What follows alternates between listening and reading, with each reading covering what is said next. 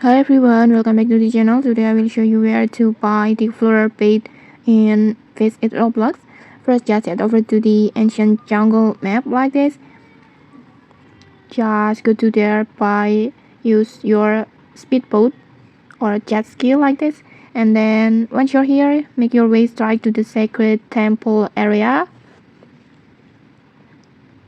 Sacred temple area on the middle of the jungle. And then to enter this sacred temple, you need 4 artifacts. If you don't know how to get them, just check out the tutorial link that I have put below this video.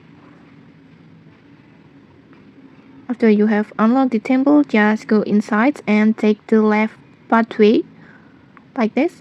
Keep following the route and you will eventually find the shop that sells the floral bait like this. Floral bait has a special ability. It lets you collect fairy dust, and then the price for this bait is 1 million coins. And okay, that's how you can find and buy floral bait in Fish It. Don't forget to like, comment, and subscribe for more tutorials. Thanks for watching and see you.